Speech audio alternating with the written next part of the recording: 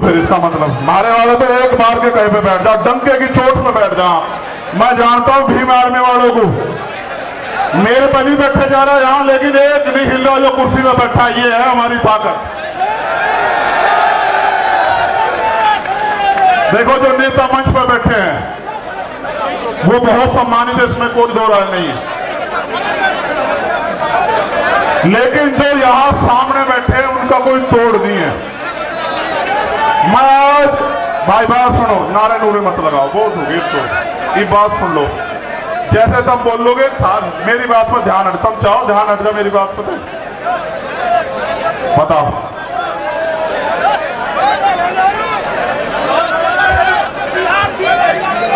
भाई बैठ जाओ ना, आप पत्रकार थोड़ा ही हो, बैठ जाओ बैठ जाओ बैठ जाओ। जब भी बात शुरू होगी, जब तक आप बैठ रहे हैं कोई बात नहीं सुनोगे, आप जानते हो ना मेरी चीजें। बैठ जाओ भाई। आप देखो वो सब लोग जो है ना जिम्मेदार हैं, आप कुछ समय दिया है ना, तो ऐसा मत करो। देखो वो सब बेवकूफ बन रहे हैं, आप पीछे को हो जाओ। नेशनल चौपाल वाला हो जाओ पीछे को, जमीन नहीं बेचना चाह, चलो पीछे को हो जाओ।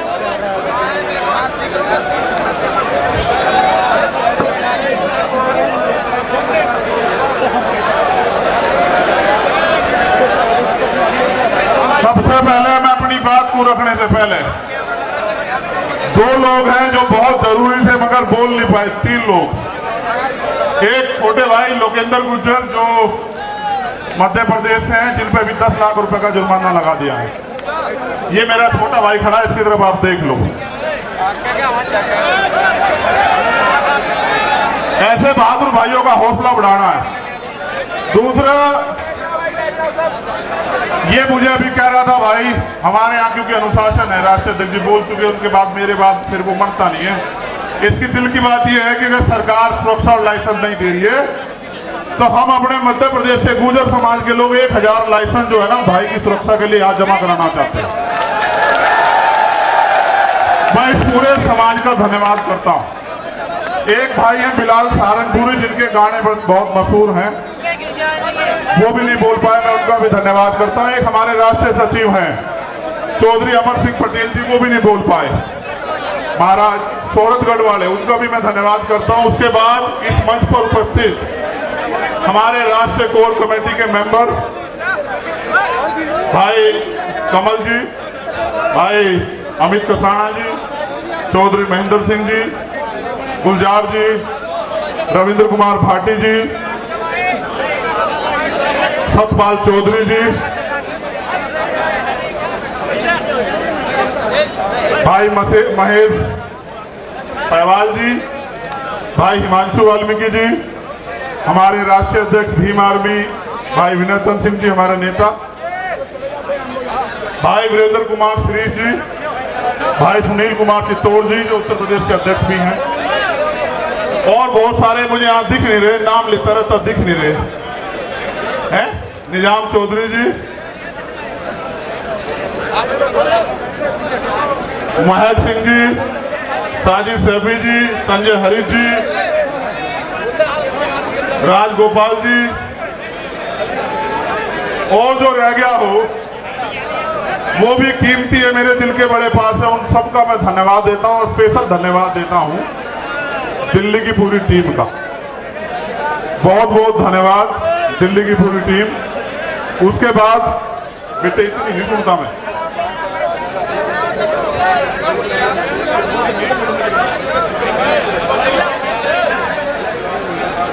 तो मौसम भी आपके साथ है। मैं वादा करके कह रहा अगली 10 मिनट में वो ठंडा होगा, याद रखो मेरी बात को। संतों गुरुओं महापुरुषों का इतना आशीर्वाद है कि अभी वो गोली नहीं बनी जो आपके भाई का सीना चीर जा। देखो मैं आपको कुछ बात बताना चाहता हूं, भाषण तो मैं आपको बहुत दिनों से दे रहा हूं, मुझे इस मंच से एक संदेश देना है। मैं उन सब साथियों का भी धन्यवाद करता हूं जो विभिन्न पार्टियों के एमपी, एमएलए, पूर्व एमएलए, पूर्व मंत्री, पूर्व मुख्यमंत्री, तमाम हमारे साथी जो आए यहाँ, मैं उन सबका बहुत बहुत धन्यवाद देता हूं। और मैं पुलिस के साथियों का भी धन्यवाद देता हूं। मैं उनको ये भी कहता हूं एक सूचना उनके लिए यह है कि मुझे खबर दी गई थी कि अभी कौन सा थाना है भाई, थोड़ा कुआ में हमारी 4 गाड़ी रोक के आपने बंद कर दी। देखो बंद का काम तो हमारा है, आपका नहीं है। आप तो कर्मचारी लोग हो, सबकी मदद का काम है। आपका तो काम है सबकी मदद का। और आप जानते हैं इतने लोग आ जाए लाखों की संख्या में तो आदमी पागल हो जाए, लेकिन हम अपनी ताकत को जानते हैं, कभी हम भीड़ देख के पागल होते नहीं।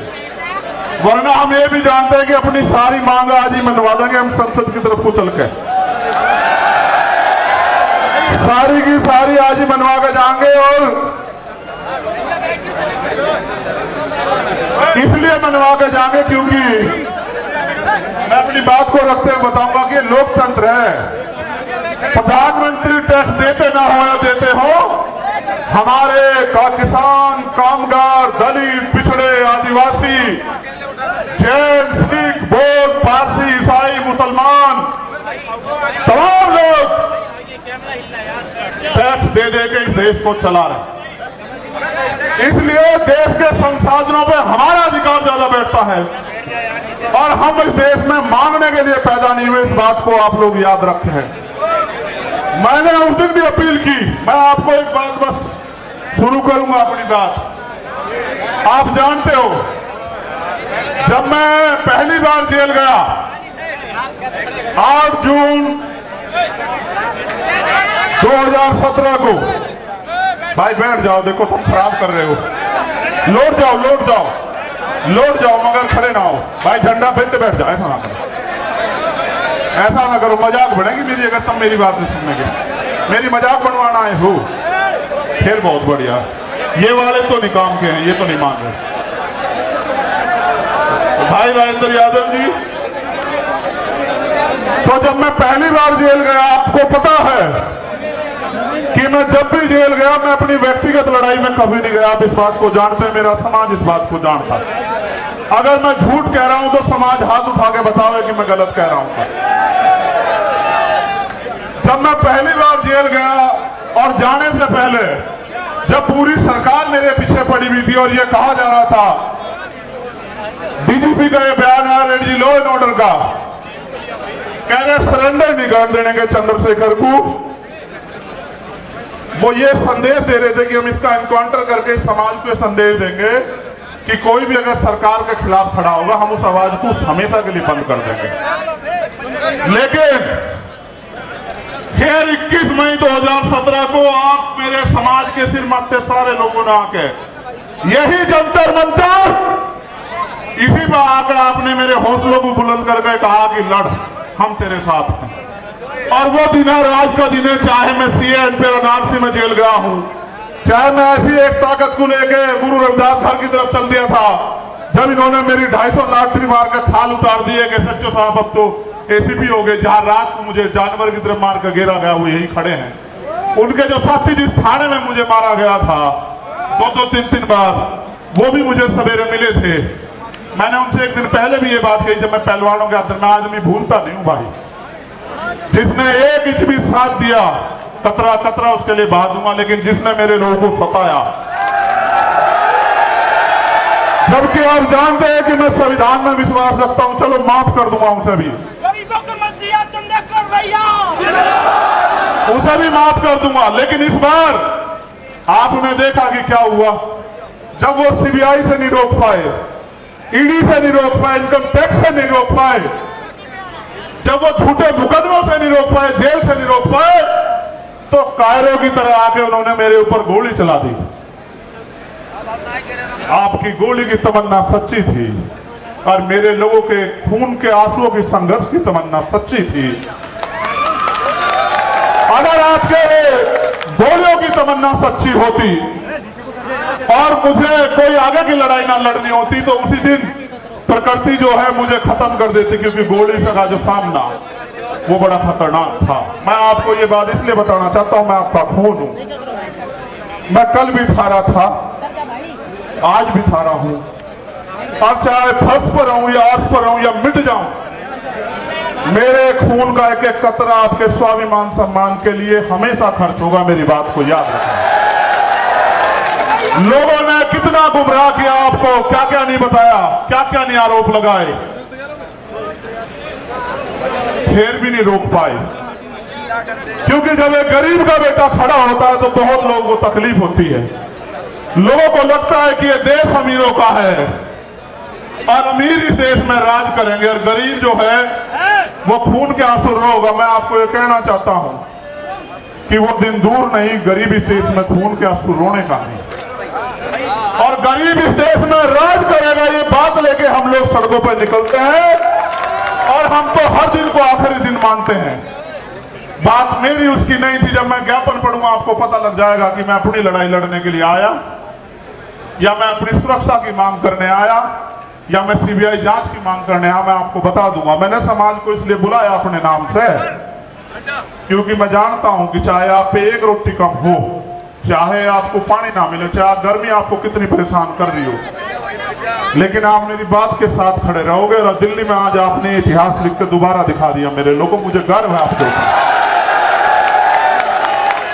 मुझे गर्व है कि मैं गरेट समाज में जन्मा था।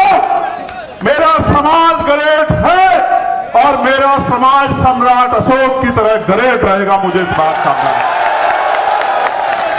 ये बात मैंने आपको इसलिए बताई कि आज के जो हालात है ना, इन हालातों में गरीब के बेटे को रोकना जो ईमानदार भी है और संघर्षशील भी है और जिसके गले में पट्टा नहीं है किसी का, वो बड़ा खतरनाक है।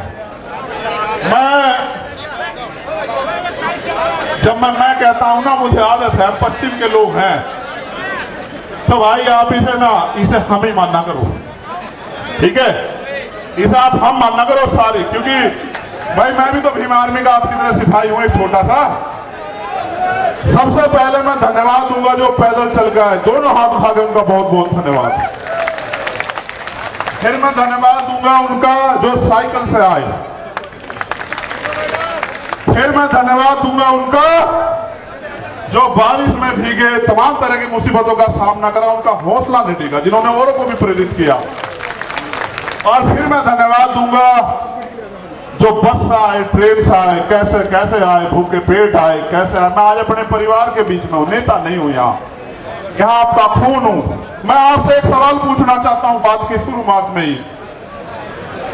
अगर मैं ये लड़ाई लड़ रहा हूं गरीबों की, कमजोरों की, पहले होता क्या था आप जानते हो, मैं आपका खून हूं कि गांव में ताकतवर आदमी, सामंती आदमी जिस बहन की बच्ची की चाहे उसकी चुन्नी खींच ले, उसके कपड़े खींच ले, उसको नोच ले, और फिर गांव के गांव में पंचायत होकर बात निमट जाती थी। किसी की बारात रोक दो, किसी के ऊपर पेशाब कर दो, किसी को थूक दो, किसी पे थूक चटवा दो, किसी की मूंछ काट लो, किसी के पानी छूने पे हत्या कर दो। तो पहले ये ताकतवर लोग था, उनका जन्मसिद्ध अधिकार है। मगर जब से भीम आर्मी के सच्चे पहरेदार मैदान में आए हैं देश के अंदर, वो कर तो देते हैं घमंड में, लेकिन उन्हें नू नहीं पता, उनकी मां भी नहीं बचा सकती उन्हें। फिर सरकार को बहुत, फिर वो जाते हैं जेल। जब वो जेल जाते हैं तो वहां बैठ के वो सोचते हैं कि हम किसकी वजह से जेल जा रहे हैं। तो जब वो जेल जाते हैं तो फिर वो क्या करते हैं पता है? वो जेल जाके ये कहते हैं बाहर निकलते कि इस आदमी को निपटाओ, वरना तो हमारा एक छत्र जो अधिकार है वो खत्म हो जाएगा इस देश में। उन्होंने शुरुआत ये यहां नहीं की, उन्होंने शुरुआत बिहार में की। जब भाई राकेश पासवान को उन्होंने 20 गोली मारी, हम समझ नहीं पाए। 20 गोली मारने के बाद उन्हें लगा ये डर जाएंगे, लेकिन आप डरे नहीं। फिर उन्होंने विदिशा में हमारे जिला अध्यक्ष भाई चरण सिंह की हत्या करी, फिर भी नहीं हम डरे। हम आंदोलन में आए, हमारी जान चली गई, तब भी नहीं डरे। फिर उन्हें लगा कि भाई जड़ ही काटो, टहने भी मजबूत हैं, जड़ भी मजबूत है, पत्ते भी मजबूत है, भाई जड़ ही काटो। तो बाबा साहब वाले रुकने के नहीं। तो जड़ काटने का वो क्या था कि चंद्रशेखर आजाद को निपटा दो। देखो वो तो बच्चे हैं जिन्होंने ये किया है, सच बात बता रहा हूं, बच्चे हैं, लेकिन उनके हाथ पीछे जो है ना, जिन्होंने उनके हाथ में हथियार दिए वो बच्चे नहीं है। हम सीबीआई जांच की मांग इसलिए कर रहे थे कि बहुत सारे लोगों ने मजाक उड़ाया कि अपने आप सिक्योरिटी लेने को हमला कर दिया है। जिसकी रक्षा इतना बड़ा समाज करता हो, जिसकी रक्षा जो है सम्राट वीर भोज के वंशज करते हो, जिसकी रक्षा संत छोटू राम के वंशज करते हो, जिसकी रक्षा गुरु गोविंद सिंह जी के बच्चे करते हो, जिसकी रक्षा सदगुरु रविदास जी महाराज के बच्चे करते हैं, जिसकी रक्षा भगवान वाल्मीकि महाराज के बच्चे करते हैं, उनको लगा कि वो उसको मिटा देंगे। ये किसान कमेरों की आवाज है। ये मिट्टी का भले ही हो, लेकिन इसके लोगों ने इसे बड़ा ताकतवर बना। ये एमपी एमएलए भले ही ना हो, लेकिन ये अच्छी अच्छी सरकारों का गला पकड़ने का दम रखता है। ये बात सब लोग जानते हैं। सम्मानित साथियों, आज इस पावन अवसर पे, क्योंकि भीम आर्मी का स्थापना दिवस भी है, 8 साल पहले आज ही के दिन हमारे माननीय राष्ट्रीय अध्यक्ष और तमाम हमारे सिपाहियों ने यह ऐलान किया था कि भीम आर्मी भारत एकता मिशन के नाम के संगठन के जरिए हम इस देश में मनुवाद ब्राह्मणवाद की जड़ें काट देंगे। जो कारवा एक छप्पर से चला, आज वो कारवा सैलाब के रूप में दिल्ली की सड़कों पे है। प्राइमरी स्कूल के मास्टर के इस बेटे ने कभी सोचा नहीं था कि अगर ईमानदारी से काम करने वाले को इतना प्यार मिलता है तो फिर लोग ईमानदारी से क्यों नहीं काम करते।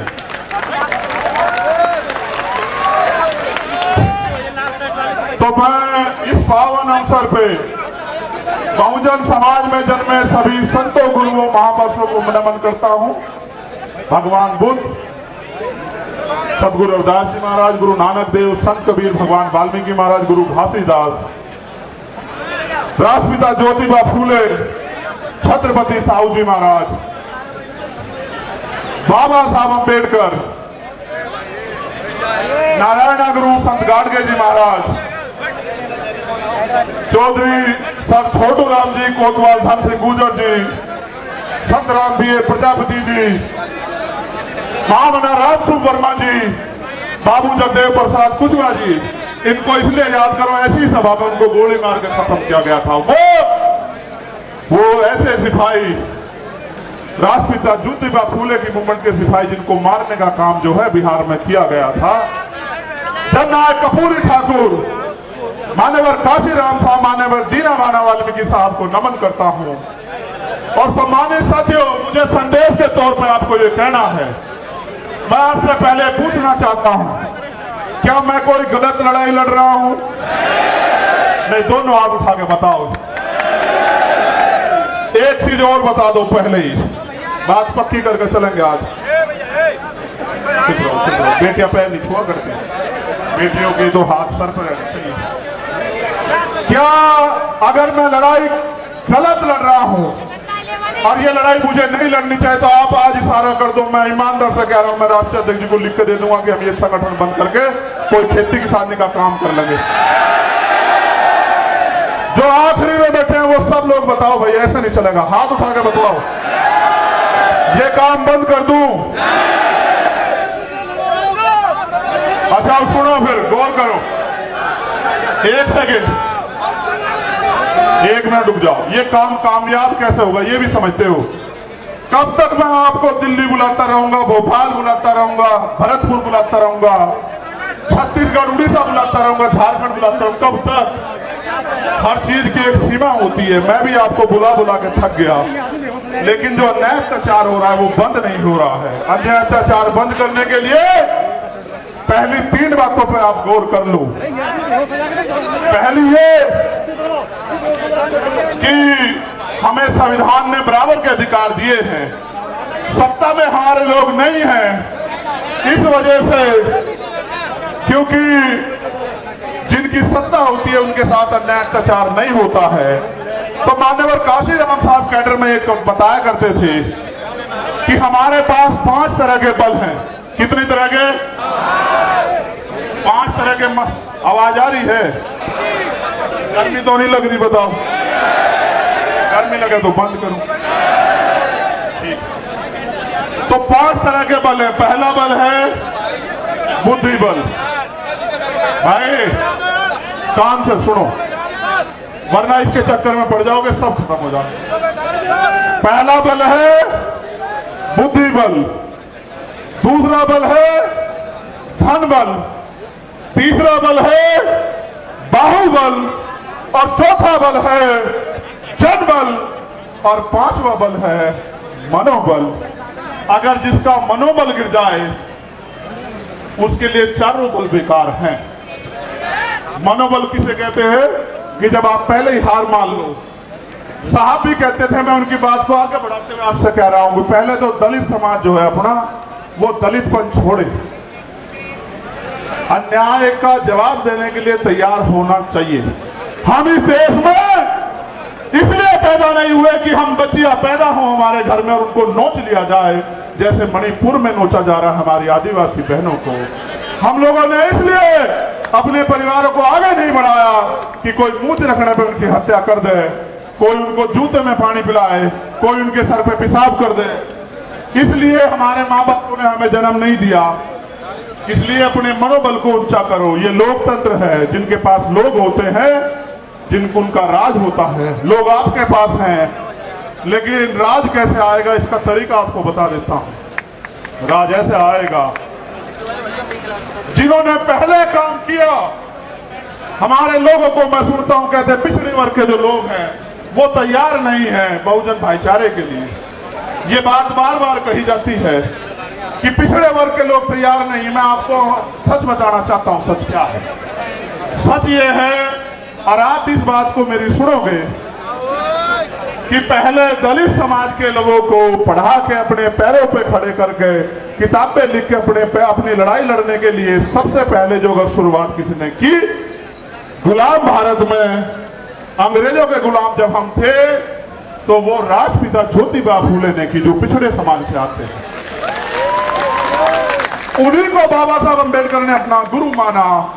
बाबा साहब 91 में पैदा हुए और ज्योतिबा फूले 1890 में चले गए। उन्होंने अपना सारा जीवन इस समाज को पैरों में खड़ा होने के लिए दिल लगाया, क्योंकि बाबा साहब ने भी अपने नारे में कहा, शिक्षित बनो। भाई चारों लोग डिस्टर्ब कर रहे हो, खोंची भर कर बिठा लो, बिठा लो। फिर छत्रपति साहू जी महाराज को याद करो, जिन्होंने बाबा साहब को बाबा साहब बनाने में योगदान किया, उनकी प्रेस के लिए पैसा दिया। वो हमारे पिछड़े समाज के इतने बड़े नेता थे। राजा होते उन्होंने समाज से कहा कि डॉक्टर अंबेडकर आपके समाज के सच्चे नेता, इनका साथ दो। आप ये बताओ, वो भी पिछड़े समाज के थे। पेरियारी रामास्वामी नायकर, वो भी पिछड़े समाज के थे। नारायण गुरु, वो भी पिछड़े समाज के थे। सर छोटू राम, वो भी पिछड़े समाज के थे। बाबू जगदेव प्रसाद कुशवाहा, वो भी पिछड़े समाज के थे। जननायक कपूरी ठाकुर, वो भी पिछड़े समाज के थे। महामना रामस्वरूप वर्मा, वो भी पिछड़े समाज के थे। और जिन्होंने देश की आजादी में योगदान दिया, चाहे शहीद आजम भगत सिंह रहे हों या कोतवाल धन सिंह गुजर रहे हों, शहीद उधम सिंह रहे हों, करतार सिंह सराभा रहे हों, वो भी इसी वंचित पिछड़े समाज के थे। उन्होंने अपना काम कर दिया। अगर आप चाहते हो कि बहुजन एकता बढ़े, अब आपकी जिम्मेदारी है कि आप उनको जाके बहुजन आंदोलन को समझाने का काम करो। जैसे पहले उन्होंने घर घर जाके आपको समझाने का काम किया, ऐसे आप भी जो है अब घर घर जाके उनको समझाने का काम करो। पहले लल्ले यादव भी पिछड़े समाज से थे। ये बात मैंने आपको इसलिए बताई। आप ये सोचते हो कि वो गलत है, नहीं, कुछ गलतियां हुई है, उसकी वजह से दिक्कत आ रही है। वरना पिछड़ा समाज भी ब्राह्मणवाद मनोवाद का सबसे बड़ा जो है विरोधी बैठा है, और ये बात उन्होंने 19 के दशक में करके भी दिखाई है। ठीक है। दूसरा, अगर आपको और आगे बात को बढ़ाना तो अपने पराये में फर्क समझना पड़ेगा। जब सब लोगों ने रास्ते बंद कर दिए और कहा बाबा साहब अम्बेडकर, फिर क्या तो